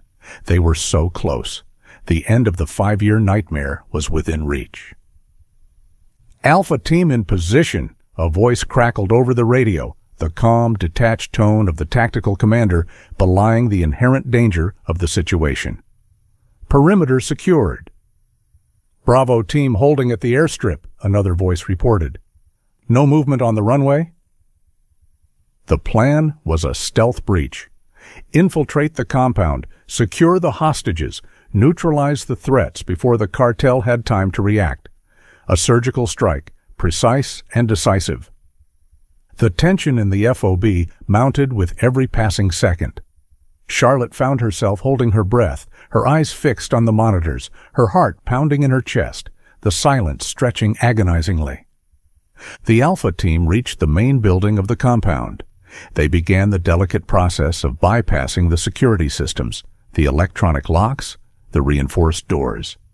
The drone feed showed one of the agents working on an electronic keypad, his movements swift and efficient. And then the silence was shattered. A high-pitched alarm blared across the compound, the sound echoing through the canyons, a shrill cry of warning in the desert night. A sophisticated electronic sensor hidden beneath the ground had been tripped. "Breach compromised," the voice on the radio shouted, the calm detachment replaced by urgent intensity. "We have contact. All teams, engage. Engage." The element of surprise was lost. The compound erupted into chaos. Floodlights flared, illuminating the area, the sudden brightness blinding, exposing the assault teams caught in the open. A heavy firefight erupted.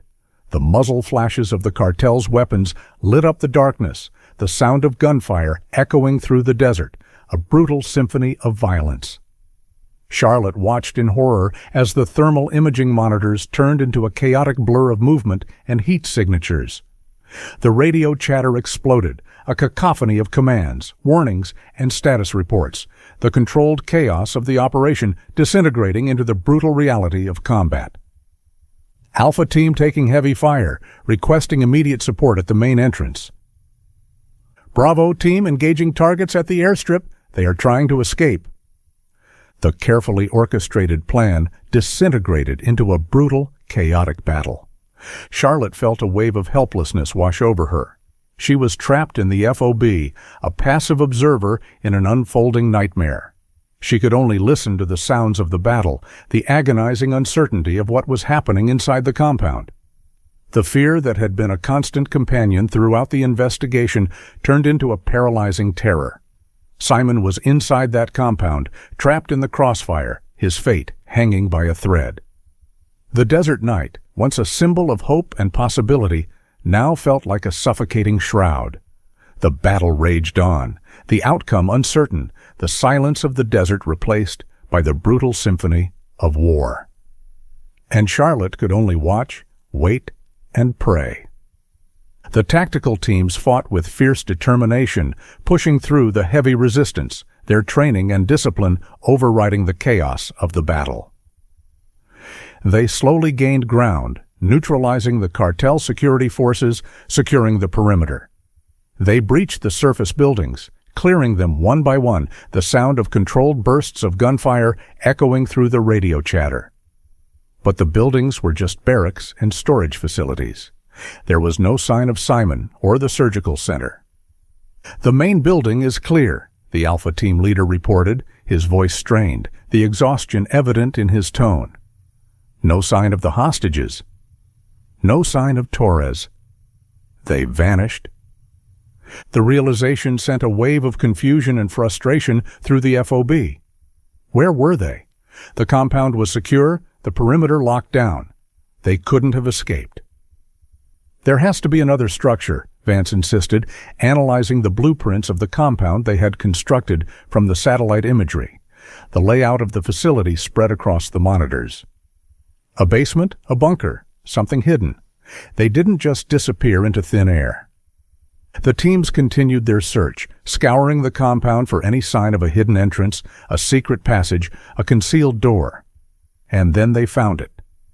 A reinforced hatch concealed beneath a false floor in one of the storage buildings, the entrance hidden beneath a pile of crates.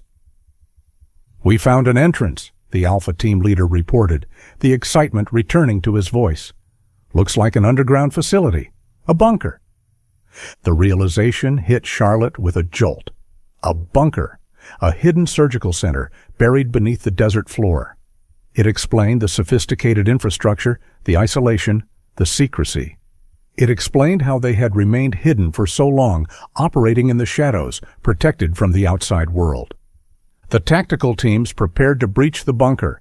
They set explosive charges on the hatch, ready to blow it open, to confront the darkness hidden beneath the surface. But before they could detonate the charges, a voice came over the secure channel. A woman's voice, calm, cold, and terrifyingly familiar. Maria Torres. "Ranger Vance, I know you're there, and I know Dr. Alcott is listening." She had hacked the frequency. The realization chilled Charlotte to the bone. The sophistication of the organization, their ability to anticipate their every move, was staggering. The silence in the FOB was absolute, the tension unbearable. "You have trespassed on private property and assaulted my staff," Torres continued, her voice laced with an unsettling calm, the audacity of the lie breathtaking. "I demand that you withdraw immediately, or face the consequences." Vance exchanged a quick glance with Charlotte, his expression grim. He grabbed the radio, his voice firm, unwavering. "That's not going to happen, Torres. It's over. We have you surrounded. Surrender now, and no one else gets hurt." "Do you?" Torres replied, a hint of amusement in her tone, the chilling confidence of a cornered animal. "I don't think you understand the situation. You are not in control here. I am." A video feed activated on one of the monitors in the FOB. It was a live feed from inside the bunker, the image grainy, the lighting harsh, but the scene clear, horrifying. Charlotte watched in horror. The image showed the interior of the underground facility. It was a state-of-the-art surgical center equipped with the latest technology, the sterile environment a stark contrast to the chaos unfolding above ground. And in the center of the room, on the operating table, lay a patient undergoing a complex procedure, a surgery, an organ harvest. Standing over the patient performing the surgery was a man, gaunt, pale, his hair gray and thinning, his hands moving with a mechanical precision despite the exhaustion etched on his face. Simon. The sight of him, after 5 years, sent a wave of agonizing relief and terror through Charlotte. He was alive, but he was trapped, forced to perform a horrific surgery under duress, his life hanging by a thread. Maria Torres stood beside him, armed with a handgun, the barrel pressed against Simon's temple.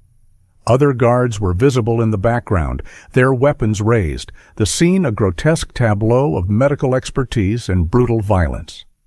"As you can see," Torres said, her voice dripping with menace, the ultimatum clear, unequivocal. "We are in the middle of a delicate procedure. Any attempt to breach this facility will result in the immediate termination of the patient and Dr. Alcott." The ultimatum hung in the air, a chilling declaration of control. Torres held all the cards. The lives of Simon and the patient were in her hands. The raid halted at the bunker entrance.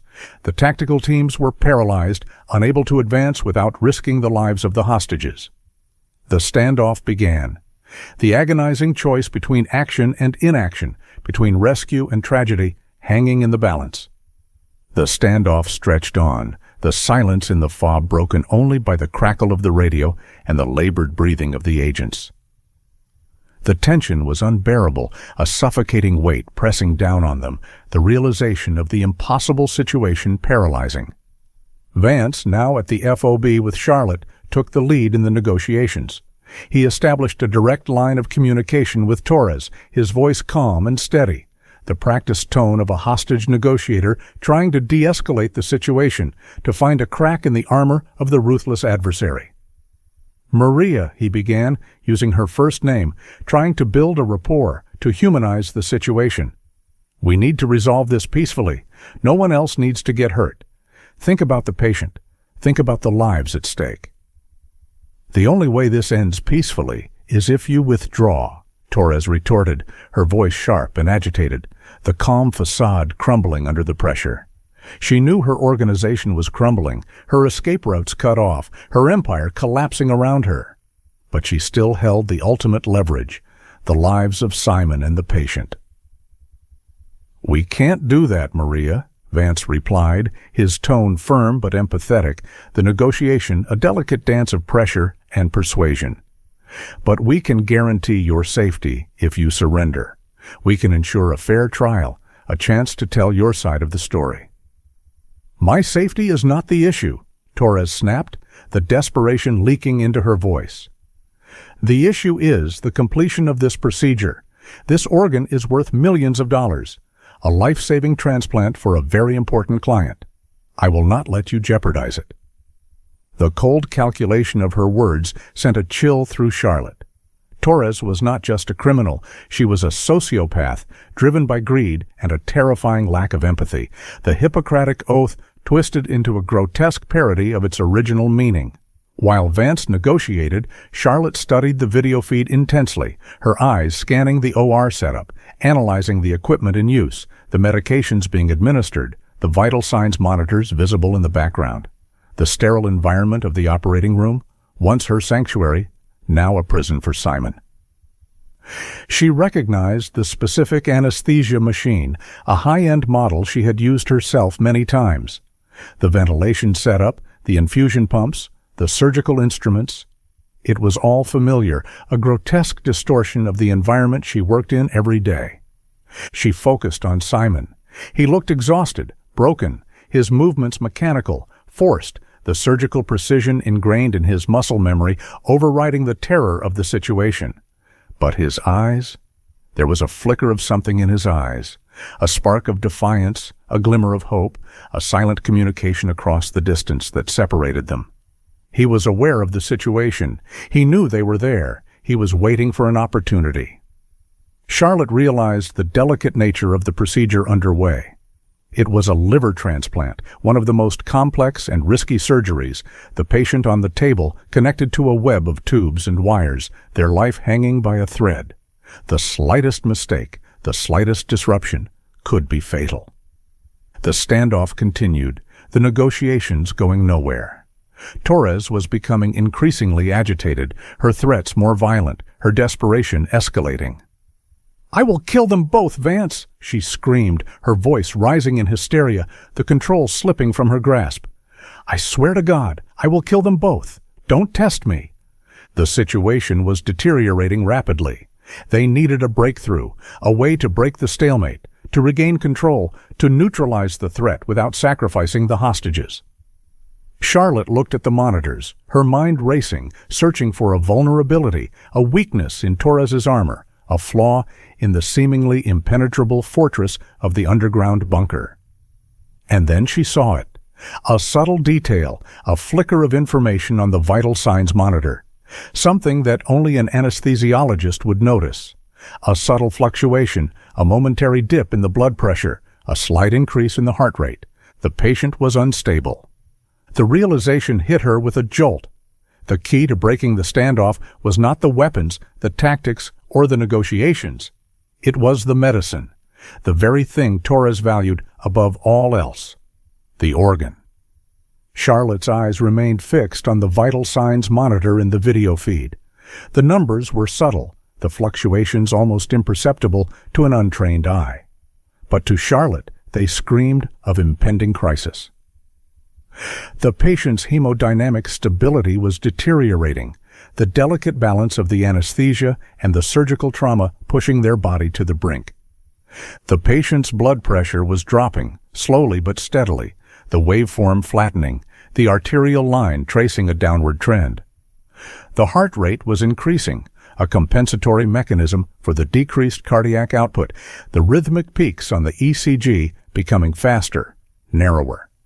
The oxygen saturation levels were fluctuating, the numbers dipping precariously close to the critical threshold. The patient was medically fragile, even before the surgery. The stress of the procedure, the massive blood loss inherent in a liver transplant, the complex interplay of the anesthetic drugs, it was all pushing them towards the edge of collapse. She also noted the specific drugs being administered via the infusion pumps, a cocktail of anesthetics, muscle relaxants, and vasoactive drugs. A delicate balance that required constant monitoring and adjustment, a balance that was clearly being disrupted by the escalating crisis. "Vance," Charlotte said, her voice low and urgent, pointing to the monitor, the subtle fluctuations highlighted on the screen. "The patient is unstable. They are crashing.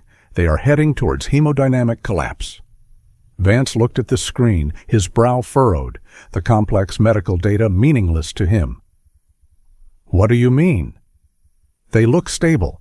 The numbers are still in the green." "No," Charlotte insisted, her voice firm, the authority of her expertise overriding his skepticism. "Look at the trends.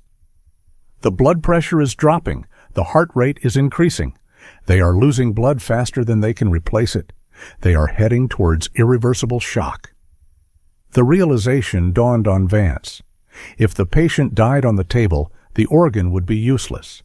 The multi-million-dollar transaction, the motivation behind the entire operation, would be lost. "Torres needs the surgery to be successful," Charlotte continued, her mind racing, the strategy forming in her mind. "She needs the organ to be viable. That's her priority. That's her vulnerability. We can use this." The insight shifted the dynamic of the standoff. They had leverage, a way to pressure Torres, to force her hand, to break the deadlock. "We need to exploit this," Vance said, his eyes fixed on the monitor, the realization of the opportunity dawning on him. "We need to make her believe that she needs our help, that we are the only ones who can save the patient." "I can help," Charlotte said, a desperate plan forming in her mind, a gamble that relied on her expertise, her connection with Simon, and Torres's greed. "I can guide Simon through the stabilization procedure. I can talk him through the crisis." Vance looked at her, skeptical, the risks of the plan evident. "How?" "We have no direct communication with him. Torres controls the microphone. She will hear everything." "Through Torres," Charlotte replied, the plan solidifying in her mind. "We make her believe that I'm the only one who can save the patient. And the organ. We use her desperation against her." It was a risky gamble. It relied on Torres's greed outweighing her paranoia, her medical background overriding her criminal instincts. But it was the only option they had. The alternative was a bloodbath. "Do it," Vance commanded, handing her the radio headset, the weight of the decision heavy on his shoulders. Charlotte took a deep breath, her heart pounding in her chest.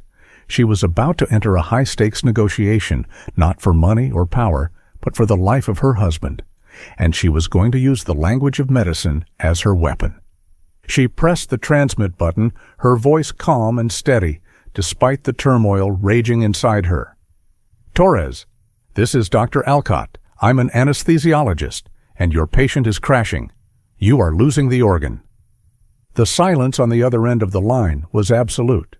Charlotte waited, the tension mounting with every passing second, the fate of Simon hanging in the balance. Finally, Torres responded, her voice laced with suspicion, the arrogance replaced by a subtle tremor of fear. "What are you talking about?" "The patient is stable. Simon is an excellent surgeon." "No, they are not," Charlotte retorted, her tone authoritative, the confidence in her voice unwavering. "And you know it. You are a surgeon, Torres. You can see the signs, the hemodynamic instability, the metabolic acidosis, the impending cardiac arrest." She was bluffing, relying on the subtle fluctuations on the monitor and her understanding of the physiological stress of the procedure to create a sense of urgency, a manufactured crisis that mirrored the reality of the situation. But she had to make Torres believe that the crisis was imminent and that she was the only one who could prevent it. The gamble paid off. The potential loss of millions of dollars weighed against Torres's immediate crisis. The silence stretched on, the tension mounting, and then a crack in the armor. "What do I do?" Torres asked, her voice barely a whisper, the admission of vulnerability, a victory in itself. The door was open. Now Charlotte had to walk through it. The Alcott maneuver was about to begin. Charlotte seized the opportunity, her mind working with the practiced precision of years spent in the operating room, the complex interplay of physiology and pharmacology unfolding in her mind. She began issuing instructions, her voice calm and authoritative, the complex medical terminology rolling off her tongue like a foreign language, a language that Torres understood but couldn't fully control. "You need to increase the infusion rate of the vasopressors," she commanded, her eyes fixed on the monitor, tracking the patient's response. "Norepinephrine, 0.1 mics per kilo per minute, and administer a bolus of calcium chloride. 1 gram, slow IV push. Now." Torres relayed the instructions to Simon, her voice strained, the tension mounting in the underground operating room. Charlotte watched as Simon complied, his movements swift and efficient, despite the exhaustion and the duress, the ingrained instincts of a surgeon taking over. The patient's vital signs began to stabilize, the blood pressure rising, the heart rate slowing. The immediate crisis was averted. The organ was safe. For now. But Charlotte wasn't done. She had stabilized the patient, but she hadn't secured Simon's release. She needed a way to communicate with him directly, to coordinate a distraction, a moment of chaos that would allow the tactical teams to breach the bunker. And then she remembered. The coded language they had developed over years of working together in the OR. A series of commands and numerical values, a shorthand they used during crisis situations when time was short and the stakes were high. A private language born from the shared experience of countless surgeries, countless emergencies. It was a language only they understood. "Torres," Charlotte said, her voice urgent, the manufactured crisis escalating. "The patient is still unstable. They are developing a paradoxical reaction to the anesthetic cocktail, a rare complication but fatal if not treated immediately. I need to guide Simon through a rapid sequence induction protocol to stabilize them, a complex procedure, but necessary." It was another bluff, a calculated risk, a gamble that relied on the complexity of the medical terminology and the urgency of the situation. But she was counting on Torres's desperation to salvage the organ and her inability to understand the complex nuances of the anesthetic protocols. Torres hesitated, suspicion warring with greed, the fear of losing the organ overriding her caution. But the fear of losing the organ won out. The millions of dollars at stake, the reputation of her organization, the culmination of years of work. "All right," she agreed, holding the microphone to Simon, the gun still pressed against his temple. "Do it. But quickly. We don't have much time." Charlotte began issuing the instructions, a series of complex commands, seemingly innocuous medical directives, but laden with hidden meaning, a coded message transmitted across the airwaves, a lifeline connecting her to Simon. "Increase the oxygen flow to 10 liters, she commanded. 10. Their signal for immediate attention. A warning. Administer 50 milligrams of rocuronium. 50. Their code for danger, an imminent threat. Prepare for intubation, size 7 endotracheal tube. 7. Their signal for action, a decisive move." She watched Simon closely, praying that he would understand, that the years of shared experience, the unspoken communication between them, would bridge the gap of time and distance, the trauma and the fear. Simon hesitated, a flicker of confusion crossing his features, the coded message registering in his subconscious. And then, recognition. His eyes met the camera, a spark of understanding passing between them, a silent communication that transcended the physical barriers that separated them. The final command, their signal for immediate, decisive action, the culmination of the plan. "Now, Simon, the Alcott maneuver. Now." The Alcott maneuver, a term they had coined years ago, a private joke referring to a particularly chaotic situation in the OR, a desperate attempt to regain control in a crisis situation. It was their signal for all hell to break loose. Simon reacted instantly. He didn't stabilize the patient. He didn't follow the instructions. He acted. The decisive moment had arrived. The gamble had paid off. The carefully orchestrated chaos was about to unfold, and the fate of Simon hung in the balance, the outcome determined by the next few seconds of action. As Charlotte delivered the command, Simon exploded into action. He didn't reach for the intubation equipment. Instead, with a sudden, violent movement, he ripped a major line from the anesthesia machine near him. The high-pressure oxygen line, a sudden localized release of pressurized oxygen and volatile anesthetic gas, erupted in the confined space of the OR. The high-pitched hiss of the escaping gas filled the room, a deafening roar that overwhelmed the senses. The immediate chaos was overwhelming, a localized fire hazard, a thick cloud of vapor that obscured the view of the camera, the sterile environment transformed into a chaotic battlefield. Torres screamed, stumbling back, caught off guard by the sudden violence of the action, the pressurized gas blasting against her face. The guards raised their weapons, confused and disoriented by the sudden chaos, their visibility reduced, their targets obscured. The tactical teams monitoring the situation reacted instantly. The distraction, the chaos, the momentary lapse in control. Breach! Breach! Breach! The command echoed over the radio, the order given, the action initiated. The explosive charges on the hatch detonated, the sound a deafening roar in the underground facility, the reinforced metal door blowing inwards, smoke and debris filling the air. The tactical teams stormed the bunker, their movements swift and precise, cutting through the chaos, the specialized training overriding the disorientation. They used the distraction created by the escaping gas and the ensuing confusion to their advantage, the element of surprise regained. The close quarters fight was brief and brutal. The guards, disoriented by the gas and the sudden breach, were quickly neutralized, the sound of suppressed gunfire echoing in the confined space. Maria Torres, trapped in the OR, her escape route cut off, her organization collapsing around her, raised her weapon, a desperate last stand. But before she could fire, she was tackled to the ground by one of the tactical operators, the weapon skittering across the floor. She was apprehended, restrained, her reign of terror brought to an abrupt, decisive end. Charlotte listened to the radio chatter, her breath catching in her throat, the agonizing uncertainty of the situation pressing down on her. The sounds of the firefight subsided, replaced by the urgent commands of the tactical team securing the facility. The chaos replaced by the controlled precision of the aftermath.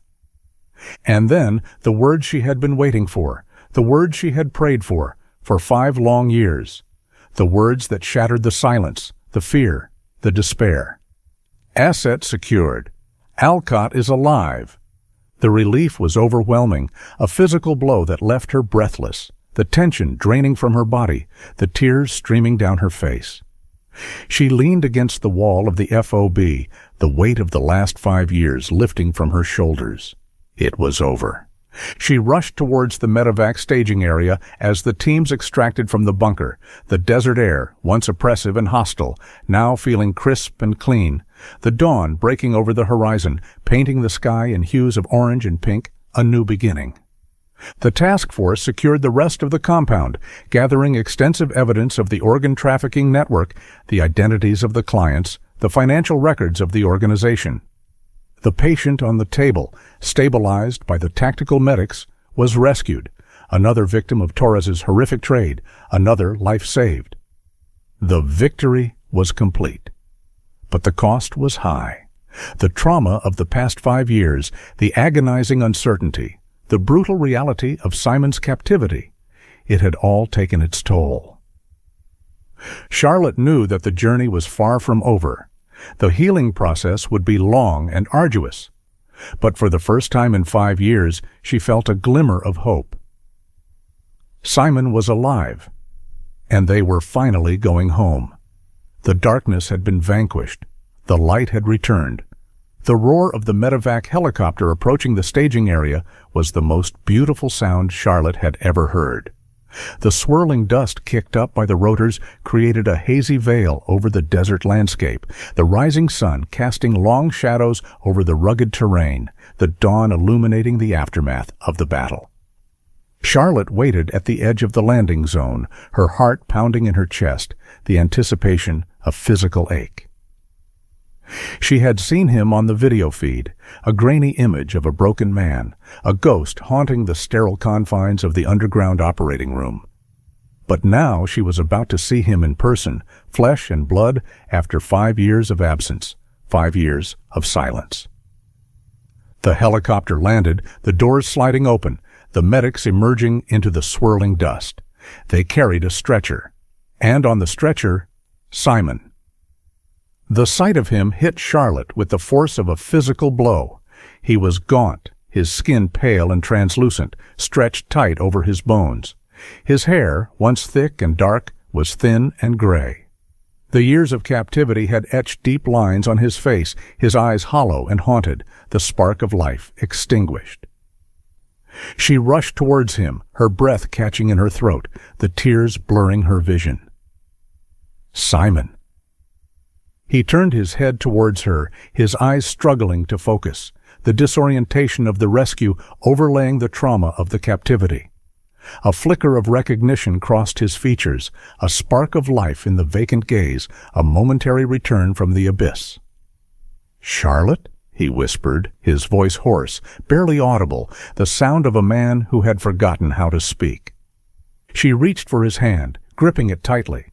His skin was cold, clammy, the tremor in his fingers betraying the depth of his exhaustion. "I'm here, Simon. I'm here. You're safe." Tears streamed down her face, the overwhelming emotion of the moment crashing down on her. The reunion was frantic, painful, a mixture of agonizing relief and profound sorrow. The man she had lost was not the man she had found. The 5 years of captivity had changed him, broken him, transformed him into a stranger. Simon gripped her hand, clinging to her like a lifeline, the physical contact a grounding force in the chaotic whirl of his emotions. He was physically depleted and emotionally shattered. The immediate shock of the rescue, the sudden transition from the darkness of the bunker to the bright light of the desert sun, was overwhelming. Charlotte climbed into the helicopter with him, the medics working around them, checking his vital signs, administering fluids, the clinical routine a comforting anchor in the midst of the emotional turmoil. She recognized the signs of profound trauma, the vacant stare, the trembling hands, the shallow breathing, the 1,000-yard stare of a soldier returning from the battlefield. She administered a mild sedative, her touch gentle and reassuring, the familiar gesture a reminder of the life they had shared, the connection that had survived the years of separation. She began the slow, painstaking process of bringing him back, of coaxing him out of the darkness, of reminding him of the light. As the helicopter lifted off the ground, leaving the desert and the horrors of the compound behind, Charlotte looked down at the rugged landscape, the scene of the battle, the place where Simon had been held captive for 5 years. The hidden fortress, the underground bunker, the sterile prison. The task force was still securing the compound, gathering evidence, dismantling the organization that had destroyed their lives. The victory was hard won, the cost immeasurable. Charlotte turned her attention back to Simon. He was asleep now, his breathing more regular, the tension slowly draining from his body, the sedative providing a temporary respite from the horrors of his memories. She knew the road ahead would be long and difficult. The physical recovery was only the beginning. The psychological scars, the trauma of the captivity, the guilt of his forced complicity, it would take years to heal. The man she loved was broken, and she had to find a way to put the pieces back together. But as she held his hand, the warmth of his skin grounding her in the present moment, she felt a flicker of hope. They had survived. They were together. And that was all that mattered. The healing process had begun. The journey home had started. Weeks later, the sterile environment of the San Antonio Medical Center felt like a sanctuary, a safe haven from the darkness of the desert compound. Simon was in the ICU, slowly regaining his strength, the physical wounds beginning to heal, the malnutrition and dehydration addressed with intravenous fluids and specialized nutrition. But the psychological trauma remained a gaping wound, a chasm of darkness that threatened to swallow him whole. The nightmares, the flashbacks, the paralyzing anxiety. The ghosts of the last 5 years haunted his every waking moment. Charlotte remained by his side, a constant presence, a beacon of hope, in the midst of the despair. She navigated the delicate balance between supporting him and giving him the space he needed to process the unimaginable horrors he had endured. She was his advocate, his protector, his connection to the world outside the sterile confines of the hospital room. Slowly, agonizingly, Simon began to speak. The words came in fragments, disjointed narratives of the past 5 years, a fractured mosaic of trauma and survival. The targeted kidnapping on the Massachusetts Turnpike, the sophisticated network that had transported him to the hidden compound, the brutal reality of his captivity. The isolation, the threats, the constant fear of death. He recounted the forced surgeries, the endless cycle of violence and exploitation, the crushing guilt of his compliance. He had survived by compartmentalizing, by detaching himself from the horrific reality of his actions, by focusing on the technical aspects of the surgeries, the precision of the incisions, the delicate balance of life and death. But the detachment had come at a cost. He had lost a part of himself in the darkness, his humanity eroded by the systematic dehumanization of his captivity. "I didn't know if I would ever see you again," he confessed one evening, his voice trembling with emotion, the vulnerability in his eyes heartbreaking. "I thought I was already dead." A ghost in a machine. He explained the ID card. It was his final desperate act of defiance, a calculated risk taken when he realized his usefulness was coming to an end.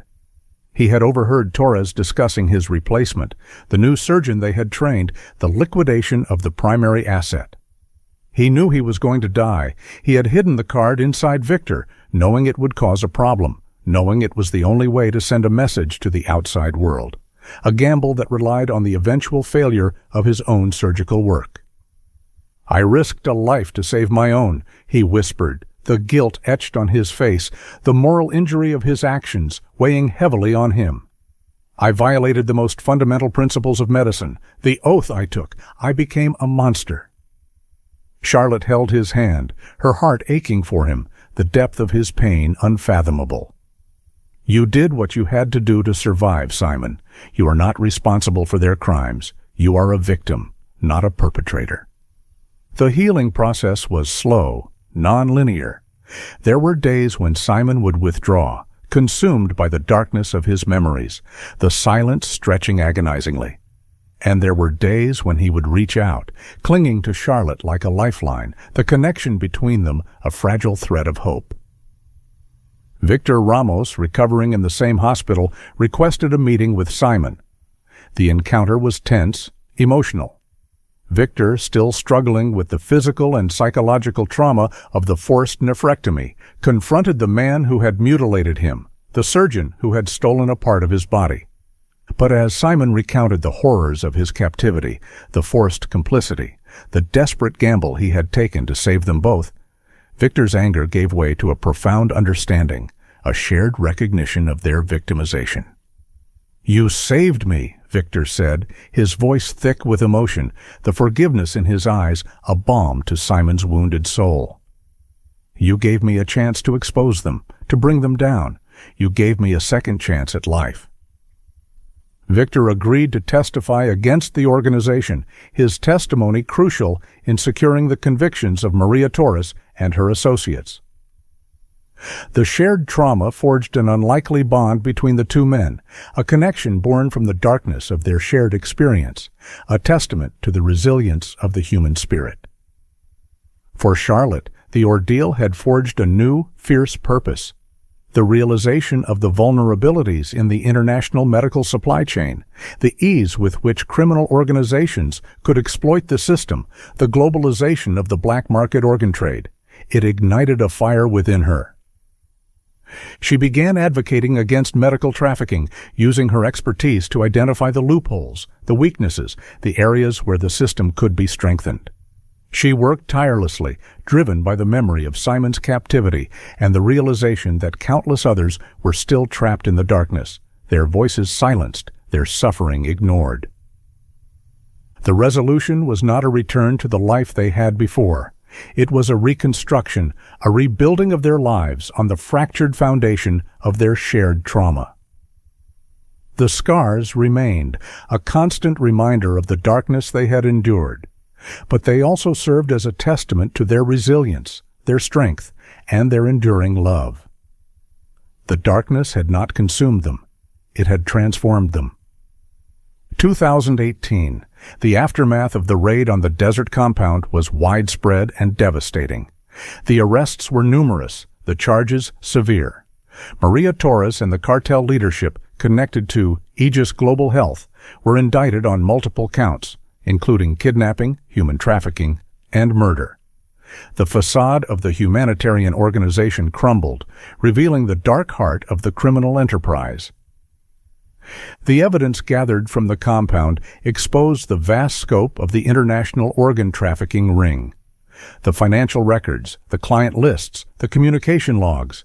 It all painted a grim picture of a sophisticated network that spanned across continents, catering to the desperate needs of wealthy clients willing to pay vast sums for transplants, the demand fueled by the scarcity of organs, the supply provided by the exploitation of the vulnerable.